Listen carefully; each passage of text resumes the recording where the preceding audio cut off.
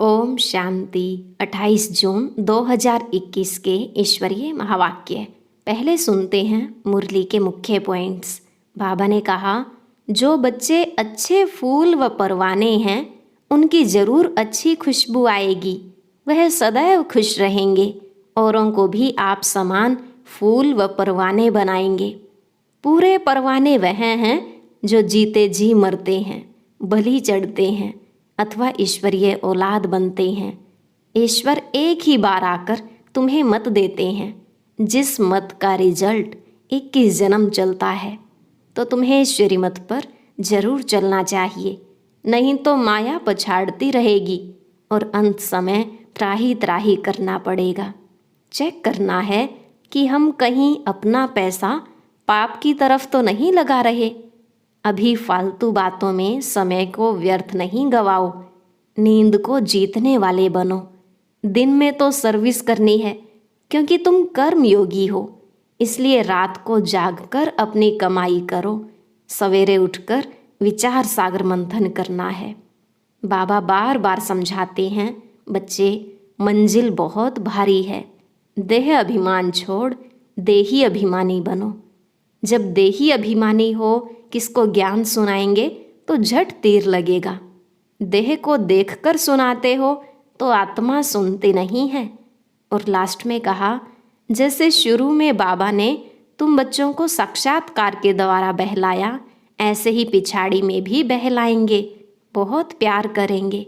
जो बच्चे योग युक्त होंगे वही बाप के पास भागे आएंगे, उन्हों को ही मदद मिलेगी। अब सुनते हैं महावाक्यों को विस्तार से। मुरली का सार। मीठे बच्चे, अपने को आत्मा समझ आत्मा से बात करो तो फूल में खुशबू आती जाएगी। देह अभिमान की बदबू निकल जाएगी। प्रश्न, अपनी खुशबू चारों ओर फैलाने वाले सच्चे फूल व परवाने कौन हैं? उत्तर, सच्चे फूल वह जो अनेकों को आप समान खुशबूदार फूल बनाएं। श्रीमत पर चल क्षमा पर जल मरने वाले, अर्थात पूरा पूरा बलिहार जाने वाले, जीते जी मरने वाले सच्चे परवानों की व ऐसे फूलों की खुशबू स्वतः ही चारों ओर फैलती है। गीत। महफिल में जल उठी क्षमा। ओम शांति।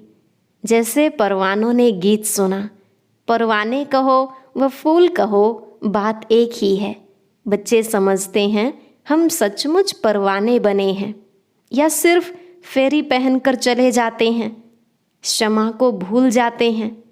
हर एक को अपनी दिल से पूछना है कि हम कहाँ तक फूल बने हैं और ज्ञान की खुशबू फैलाते हैं। अपने जैसा फूल किसको बनाया है, यह तो बच्चे जानते हैं। ज्ञान का सागर बाप है, उनकी कितनी खुशबू है। जो अच्छे फूल व परवाने हैं उनकी ज़रूर अच्छी खुशबू आएगी। वह सदैव खुश रहेंगे। औरों को भी आप समान फूल व परवाने बनाएंगे। फूल नहीं तो कली बनाएंगे। पूरे परवाने वह हैं जो जीते जी मरते हैं, बलि चढ़ते हैं अथवा ईश्वरीय औलाद बनते हैं। कोई साहूकार किसी गरीब के बच्चे को गोद में लेते हैं तो बच्चों को उस साहूकार की गोद में आने से फिर वही माँ बाप याद आते रहते हैं और गरीब की याद भूल जाएगी। जानते हैं कि हमारे माँ बाप गरीब हैं, परंतु याद साहूकार माँ बाप को करेंगे जिससे धन मिलता है। साधु संत आदि हैं, वह साधना करते हैं मुक्ति धाम में जाएं। सब मुक्ति के लिए ही पुरुषार्थ करते हैं, परंतु मुक्ति का अर्थ नहीं समझते। कोई कहते हैं ज्योति ज्योत समाएंगे, कोई समझते हैं पार निर्वाण धाम जाते हैं। निर्वाण धाम में जाने को ज्योति में समाना या मिल जाना नहीं कहा जाता। तुम समझते हो हम दूर देश के रहने वाले हैं, इस गंदी दुनिया में रहकर क्या करेंगे? बच्चों को समझाया है, जब कोई से मिलो तो यह समझाना पड़े कि यह बना बनाया ड्रामा है। सतयुग, त्रेता, द्वापर, कलयुग, फिर संगम युग।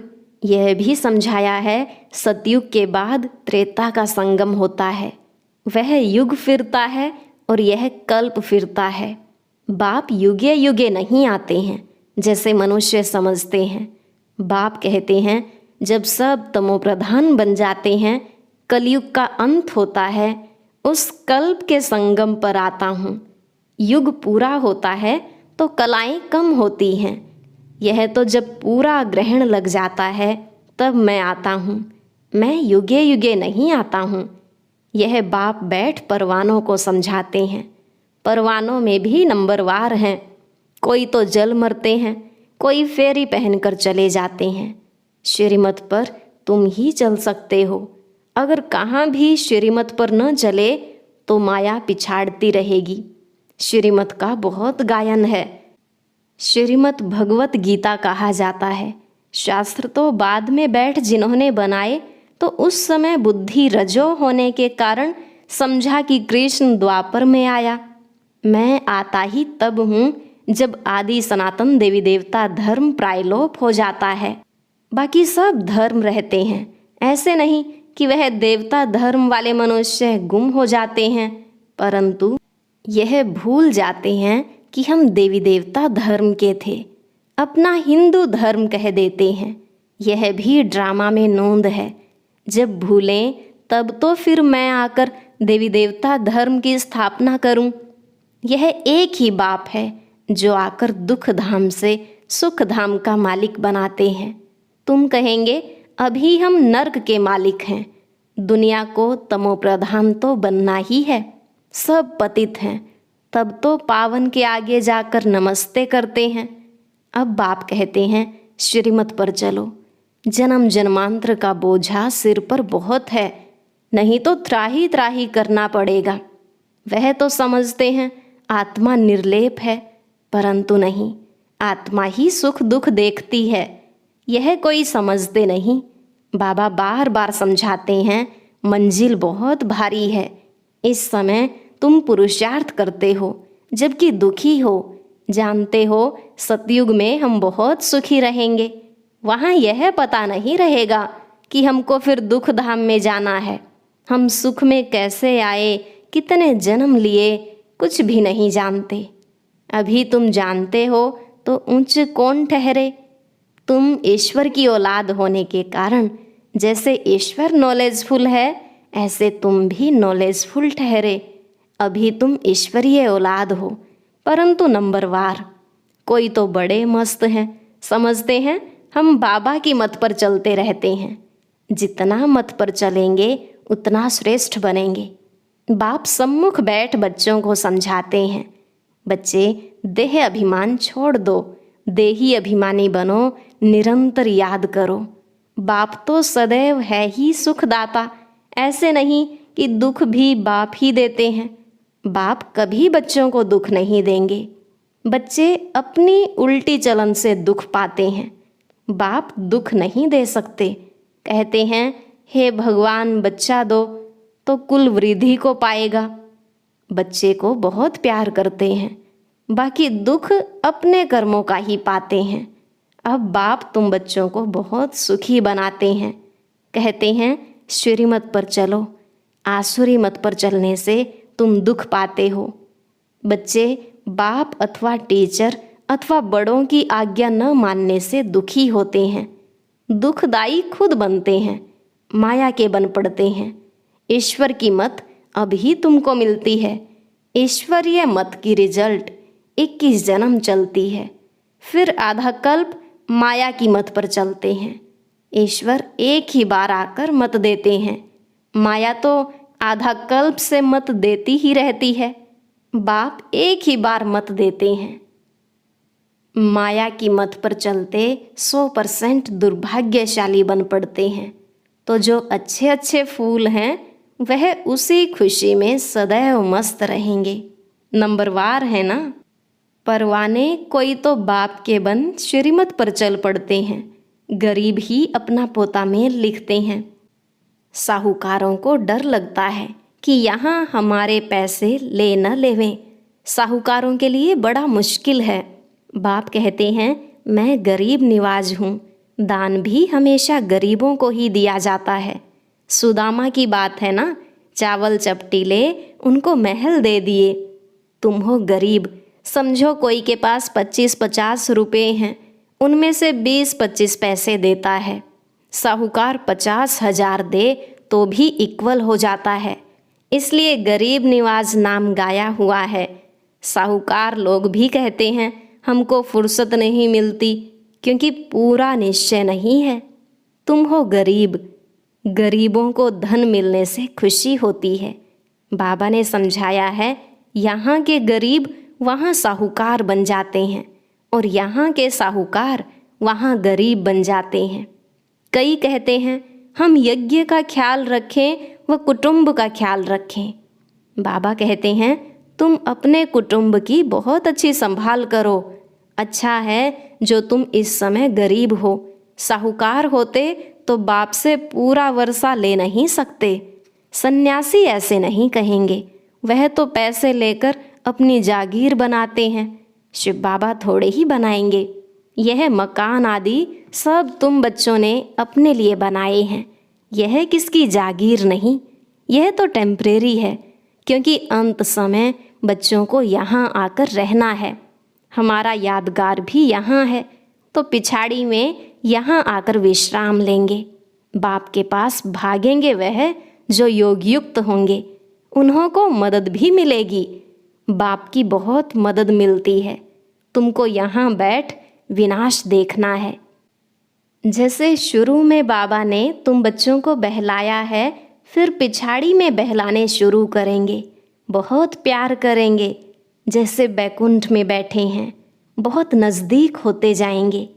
यह तो समझते हैं कि हम यात्रा पर हैं, थोड़े समय के बाद विनाश होगा। तुम बहुत खुश हो जाएंगे, बस हम जाकर प्रिंस बनेंगे। किस्म किस्म के फूल हैं।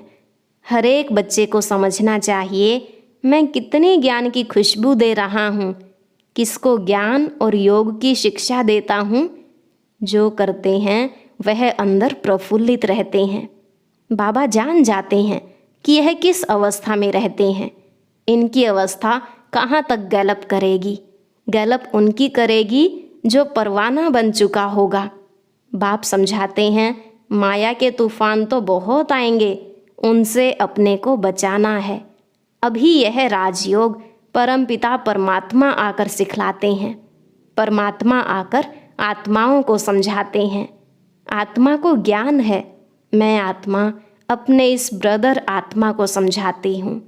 जैसे परमात्मा बाप हम आत्मा बच्चों को समझाते हैं, हम भी आत्मा हैं। बाबा हमको सिखलाते हैं, हम फिर इन आत्माओं को समझाता हूँ। परंतु यह आत्मापन का निश्चय न होने से अपने को मनुष्य समझ मनुष्य को ही समझाते हैं। मैं परमात्मा तुम आत्माओं से बात करता हूँ। तुम आत्मा को सुनाते हो, ऐसे तुम देही अभिमानी होकर किसको सुनाएंगे तो वह तीर झट लगेगा। अगर खुद ही देही अभिमानी नहीं रह सकते तो धारणा करा नहीं सकते। यह बड़ी ऊंची मंजिल है। बुद्धि में यह रहना चाहिए कि हम इन ऑर्गन से सुनते हैं। बाप कहते हैं हम आत्माओं से बात करते हैं। बाबा का फरमान है अशरीरी बनो, देह अभिमान छोड़ो, मेरे को याद करो। यह बुद्धि में आना चाहिए। हम आत्मा से बात करता हूँ, शरीर से नहीं। भल फीमेल है, उनकी भी आत्मा से बात करते हैं। तुम बच्चे समझते हो हम बाबा के तो बन गए, परंतु नहीं, इसमें बड़ी सूक्ष्म बुद्धि चलती है। मैं आत्मा हूँ, मैं इनकी आत्मा को समझाता हूँ। यह हमारा भाई है, इनको रास्ता बताना है। आत्मा समझ रही है, ऐसे समझो तब आत्मा को तीर लगे।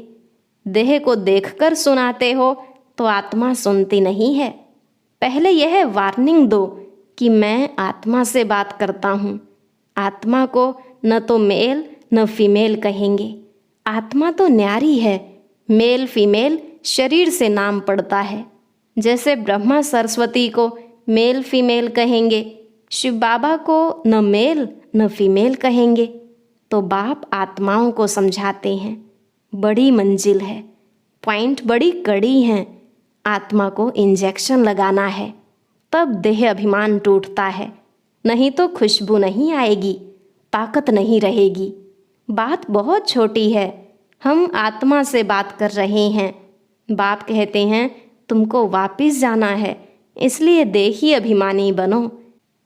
मन मना भव, फिर ऑटोमेटिकली मध्य जी भव आ जाता है।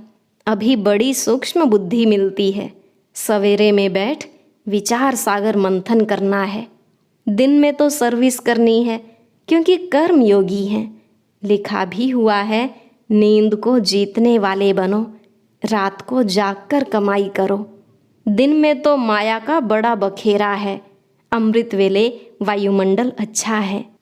बाबा को यह तो लिखते नहीं कि फलाने टाइम पर उठकर विचार सागर मंथन करते हैं। बड़ी मेहनत है, विश्व के तुम मालिक बनते हो, यहाँ तो हद के मालिक हो। पानी की हद पर भी कितना झगड़ा चलता रहता है, दुश्मनी लगी पड़ी है। आपस में एक दो को ब्रदर्स समझते नहीं, सिर्फ ऐसे ही कह देते हैं कि हम सब एक हैं। एक तो हो न सके, अनेक आत्माएं हैं, सबका अपना अपना पार्ट है। तुम यहाँ बैठे हो, कल्प पहले भी बैठे होंगे। पत्ता हिला ड्रामानुसार, ऐसे नहीं पत्ते पत्ते को परमात्मा हिलाते हैं। ऐसी ऐसी बातें समझकर फिर समझाओ। हर एक समझ सकते हैं कि हम परवाने बने हैं, हम बाबा की मत पर चलते रहते हैं, फालतू बातें तो नहीं करते हैं। कहाँ अपना पैसा पाप की तरफ तो नहीं लगा रहे हैं। अच्छा, मीठे मीठे सिकिलधे बच्चों प्रति माता पिता बाप दादा का याद प्यार और गुड मॉर्निंग। रूहानी बाप की रूहानी बच्चों को नमस्ते। रूहानी बच्चों की रूहानी बाप दादा को नमस्ते नमस्ते, गुड मॉर्निंग, शुक्रिया बाबा, शुक्रिया। धारणा के लिए मुख्य सार। पहला पॉइंट, स्वयं को आत्मा समझ आत्मा से बात करनी है। देही अभिमानी बनकर सुनने सुनाने से धारणा अच्छी होगी। दूसरा, नींद को जीतने वाले बनना है। रात को जागकर कमाई करनी है, विचार सागर मंथन करना है। किसी भी फालतू बातों में अपना समय नहीं गंवाना है। आज का वरदान, माया की नॉलेज से इनोसेंट और ज्ञान में सेंट बनने वाले संपूर्ण पवित्र भव। माया की नॉलेज से इनोसेंट और ज्ञान में सेंट बनने वाले संपूर्ण पवित्र भव।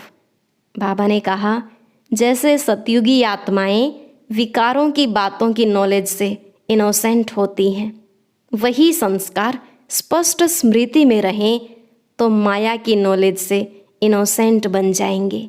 लेकिन भविष्य संस्कार स्मृति में स्पष्ट तभी रहेंगे जब आत्मिक स्वरूप की स्मृति सदा काल और स्पष्ट होगी।